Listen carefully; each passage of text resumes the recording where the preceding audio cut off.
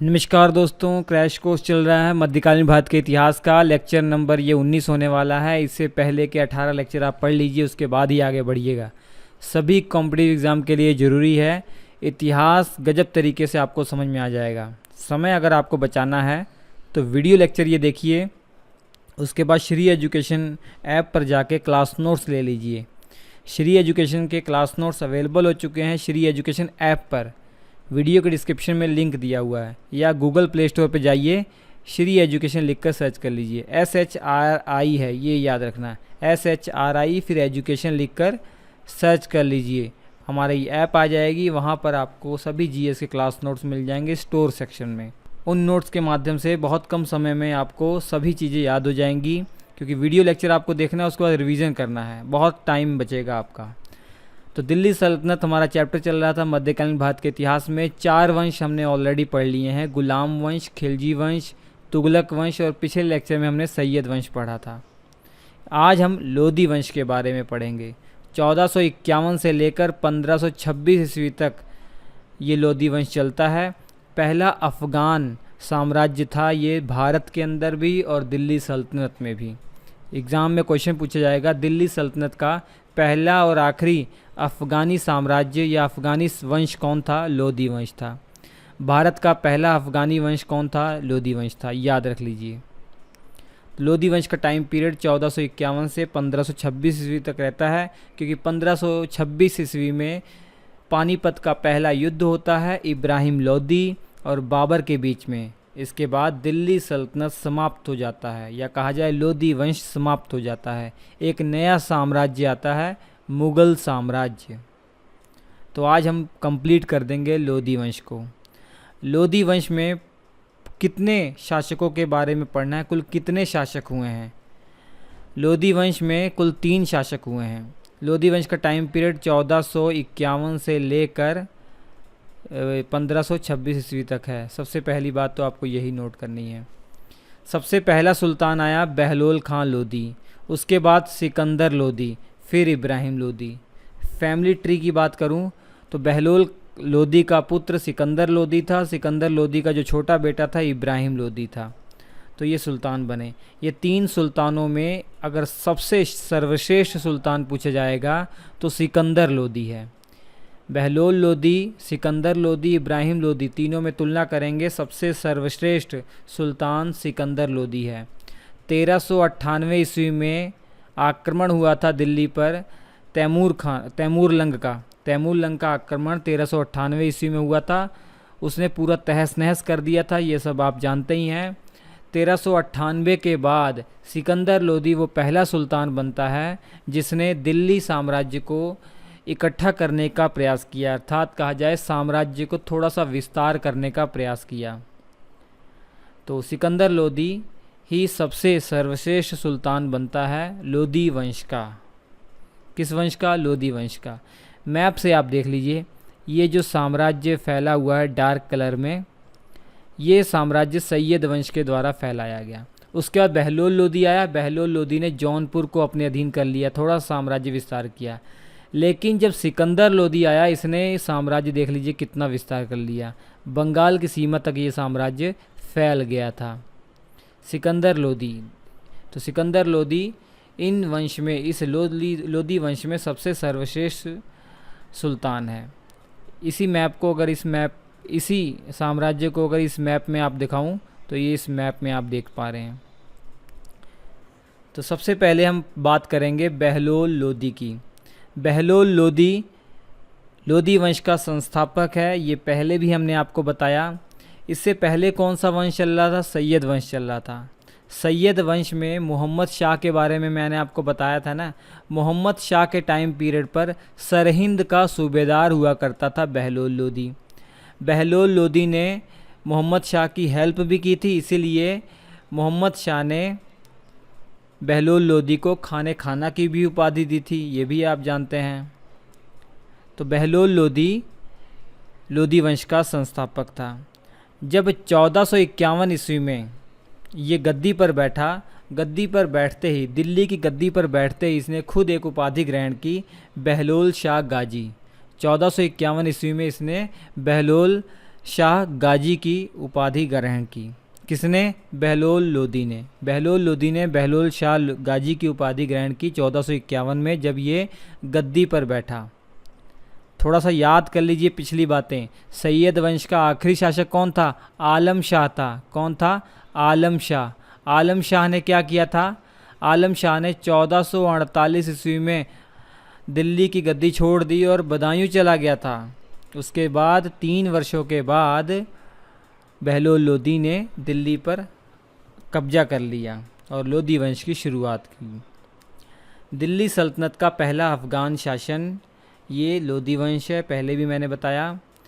और बहलोल लोदी के बारे में याद रखिए, जौनपुर को इसने दिल्ली साम्राज्य में मिला लिया, दिल्ली सल्तनत में मिला लिया। इससे पहले जौनपुर स्वतंत्र हो चुका था।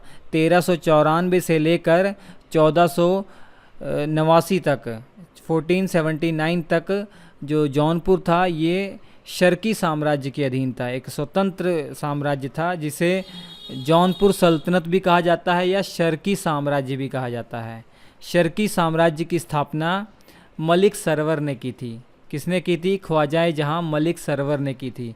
मलिक सरवर कौन था? ये दिल्ली सल्तनत के अधीन एक सूबेदार हुआ करता था जिसे जौनपुर संभालने को दिया गया था, जौनपुर की सूबेदारी दी थी, लेकिन इसने अपने आप को स्वतंत्र शासक घोषित कर दिया। शायद आपको याद ना आ रहा हो, लेकिन मैं आपको याद दिला देना चाह रहा हूँ। 1359 ईस्वी की बात है, 1359 की बात है। जौनपुर की स्थापना हुई किसके द्वारा? फिरोज शाह तुगलक के द्वारा। फिरोज शाह तुगलक के द्वारा जौनपुर की स्थापना की गई, जौना खां की याद में। किसकी याद में? जौना खां की याद में। ये जौना खां कौन था? मोहम्मद बिन तुगलक को ही जौना खां कहा जाता है। फिरोज शाह तुगलक का चचेरा भाई था। फिरोज शाह तुगलक ने अपने चचेरे भाई जौना खां की याद में 1359 ईस्वी में जौनपुर की स्थापना की थी और जौनपुर संभालने के लिए मलिक सरवर को दिया गया था। मलिक सरवर वहाँ का सूबेदार हुआ करता था। जब फिरोज शाह तुगलक की मृत्यु होती है तो फिरोज शाह तुगलक के बाद जितने भी तुगलक वंश में शासक आए, सुल्तान आए, वो अयोग्य सुल्तान थे। इसी कारण से इसका लाभ उठाकर मलिक सरवर ने जौनपुर को स्वतंत्र घोषित कर दिया और एक नया साम्राज्य वहाँ पर स्थापित किया, शर्की साम्राज्य या शर्की वंश। तो शर्की वंश 1394 से 1479 ईस्वी तक चलता है। आखिरी सुल्तान हुसैन शाह होता है। हुसैन शाह को हराकर बहलोल लोदी जौनपुर को अपने अधीन कर लेता है। ठीक है, तो बहलोल लोदी ने क्या किया? जौनपुर सल्तनत को समाप्त कर दिया, शर्की साम्राज्य को समाप्त कर दिया और जौनपुर को दिल्ली सल्तनत में मिला लिया। इसके अलावा बहलोल लोदी ने अपने ही नाम के सिक्के चलवाए थे जिन्हें बहलोली सिक्के कहा जाता है। और हाँ, ये भी बहुत इम्पोर्टेंट क्वेश्चन है कि पूरे दिल्ली साम्राज्य में कौन सा ऐसा सुल्तान हुआ है जिसका टाइम पीरियड सबसे अधिक है? तो वो बहलोल लोदी ही है। बहलोल लोदी ही है। आप लगभग देखेंगे 38 वर्षों तक इसने रूल किया है। बहलोल लोदी ही दिल्ली सल्तनत का ऐसा सुल्तान हुआ जिसका टाइम पीरियड सबसे अधिक है। सुल्तान की बात कर रहा हूँ।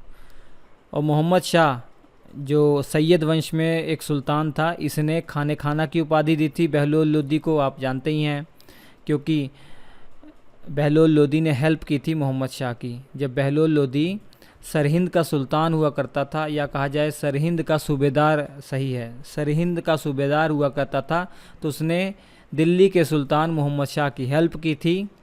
इसी कारण से बहलोल लोदी को खाने खाना की उपाधि दी गई थी। और 1489 में बहलोल लोदी की मृत्यु हो जाती है। जब ये मैप में देखिए, ये ग्वालियर अभियान पर गया था, दिल्ली से ग्वालियर अभियान पर गया था। तो ग्वालियर अभियान के दौरान लू लगने के कारण इसकी मृत्यु हो जाती है, बीमार होने के कारण इसकी मृत्यु हो जाती है। ठीक है, इसके बाद इसका बेटा सिकंदर लोदी सुल्तान बनता है। 1489 से लेकर 1517 ईस्वी तक इसका शासन रहता है। तो सिकंदर लोदी इन तीनों शासकों में सबसे सर्वश्रेष्ठ था। सिकंदर लोदी सबसे सर्वश्रेष्ठ था लोदी वंश का, और ये बहलोल लोदी का पुत्र था। और आपको मालूम है, जो यूरोपियन था पुर्तगाल से आया था। केरल के तट पर, केरल के जो कोझिकोड तट है वहाँ पर पहुँचा था 1498 ईस्वी में। इसका नाम था वास्को डिगामा। वो सिकंदर लोदी का ही टाइम पीरियड चल रहा था जब ये आया था। सिकंदर लोदी उस समय सुल्तान हुआ करता था दिल्ली का, जब वास्को डिगामा पुर्तगाल से भारत आया था, समुद्री रास्ते से भारत आया था। तो समुद्री रास्ते की खोज वास्को डिगामा ने की थी। भारत की समुद्री रास्ते की खोज वास्को डिगामा ने की थी। 1498 ईस्वी में ये भारत में आया था और केरल राज्य में आया था। ये केरल राज्य में समुद्र के तट पर जो कोझिकोड है वहाँ पर ये पहुँचा था। आगरा शहर की स्थापना 1504 ईस्वी में सिकंदर लोदी ने की थी। बहुत महत्वपूर्ण प्रश्न है, तो देख लीजिए। आगरा शहर यहाँ पे ग्वालियर से जस्ट ऊपर यहाँ पे है आगरा। आगरा शहर की स्थापना सिकंदर लोदी ने 1504 ईस्वी में की थी और 2 वर्षों के बाद, लगभग 1.5-2 वर्षों के बाद इसने आगरा को अपनी राजधानी बना लिया था। कई इतिहासकार बताते हैं कि राजपूत जो है, जो राजस्थान में बार बार राजपूतों का विद्रोह हो रहा था, इसीलिए उसने अपनी राजधानी को आगरा स्थानांतरित कर दिया था, अपनी राजधानी को आगरा बना लिया था। और एक लंबाई नापने का एक पैमाना इसने स्थापित किया था, गजे सिकंदरी। गजे सिकंदरी जो पैमाना था ये सिकंदर लोदी ने ही शुरू किया था। एक गजे सिकंदरी में 30 इंच होते हैं। कितने? एक गज ए सिकंदरी में 30 इंच होते हैं। आज भी ये गज चल रहा है। गज ए सिकंदरी की शुरुआत सिकंदर लोदी के द्वारा हुई। कृषि विकास के उद्देश्य से ऐसा इसने किया और ये बहुत बड़ा कवि भी था। सिकंदर लोदी एक कवि भी हुआ करता था जो अपनी ये कविताएं लिखा करता था फ़ारसी भाषा में। उसमें अपना नाम ये गुलरुखी लिखा करता था। तो साम्राज्य तो ये सिकंदर लोदी के नाम से संभाल रहा है, लेकिन जब कविताएं लिखता था तो उसमें अपना नाम गुलरुखी लिखता था, या कहा जाए अपनी कविताओं में अपना शीर्षक ये गुलरुखी लिखा करता था। मतलब अपने आप को गुलरुखी नाम दिया है इसने कविताएं लिखते समय। लेकिन सुल्तान जब पदवी संभाल रहा था, साम्राज्य संभाल रहा था, तो ये सिकंदर लोदी के नाम से संभालता था, लेकिन उसी टाइम जब कविताएं लिखता था तो अपना नाम कविताओं में गुलरुखी लिखा करता था। इसके अलावा एक जो आयुर्वेद ग्रंथ था उसको फ़ारसी भाषा में इसने अनुवाद करवाया और उसका नाम इसने फरहंगे सिकंदरी रखा। फरहंगे सिकंदरी जो कि एक आयुर्वेद ग्रंथ का फ़ारसी अनुवाद था, ये सिकंदर लोदी ने ही करवाया था। किसने करवाया था? सिकंदर लोदी ने ही करवाया था, याद रखेंगे आप। ग्वालियर जो किला था, ये तस्वीर देखिए, ये ग्वालियर का किला था। यहाँ के शासक राजा मान सिंह थे। उन पर 5 बार इसने आक्रमण किया था, लेकिन 5 बार ये असफल रहा था। 5 बार सिकंदर लोदी असफल रहा था। कुतुब मीनार की भी मरम्मत सिकंदर लोदी ने करवाई थी और उसके बाद सिकंदर लोदी की मृत्यु 1517 ईस्वी में हो जाती है। इतनी बातें आप याद रखिए। जब सिकंदर लोदी की मृत्यु 1517 ईस्वी में हो जाती है तो उसके बाद उसका छोटा बेटा इब्राहिम लोदी दिल्ली की गद्दी पर बैठता है। दिल्ली सल्तनत का अंतिम शासक इब्राहिम लोदी ही था। 1517 ईस्वी से 1526 ईस्वी तक इसने रूल किया। ये इसकी तस्वीर है। 21 अप्रैल 1526 ईस्वी में एक ऐसी घटना घटती है जिसमें दिल्ली सल्तनत का जो साम्राज्य है वो समाप्त हो जाता है। और घटना ये थी पानीपत का पहला युद्ध। पानीपत का पहला युद्ध बाबर और इब्राहिम लोदी के बीच में लड़ा गया।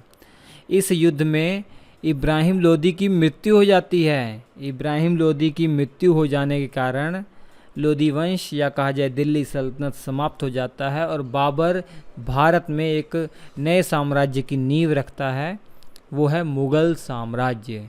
इसी युद्ध में इब्राहिम लोदी की मृत्यु भी हो जाती है। तो दिल्ली का ये एकमात्र सुल्तान है जो युद्ध भूमि में ही मारा गया। ऐसा प्रश्न पूछा गया है, दिल्ली का पहला सुल्तान जो युद्ध भूमि में मारा गया वो कौन था? इब्राहिम लोदी। या एकमात्र सुल्तान जो युद्ध भूमि में मारा गया तो इब्राहिम लोदी था। ठीक है, तो इस तरीके से लोधी वंश भी समाप्त होता है। लोधी वंश भी आपका समाप्त होता है। ये पांचों के पांचों वंश मैंने अच्छे से डिटेल से बताए हैं। इसके बाद मुग़ल साम्राज्य में नहीं शुरू करूँगा, इसके बाद मैं विजयनगर साम्राज्य और बहमनी साम्राज्य पढ़ाऊँगा, जो कि दिल्ली सल्तनत का जब टाइम पीरियड चल रहा था इसी के पैरेलल में बहमनी साम्राज्य और विजयनगर साम्राज्य भी थे साउथ में, उनके बारे में चर्चा करेंगे। तब जाकर हम मुग़ल वंश में जाएंगे, मुग़ल साम्राज्य को पढ़ेंगे। होप सभी चीज़ें क्लियर हो गई होंगी। क्लास नोट्स ले लीजिएगा, कम समय में अधिक जानकारी आपको मिल जाएगी, टाइम आपका बचेगा और जल्दी से जल्दी आप याद हो जाएंगी सारी चीज़ें। हम आपसे मिलते हैं अगले एपिसोड में, तब तक के लिए नमस्कार।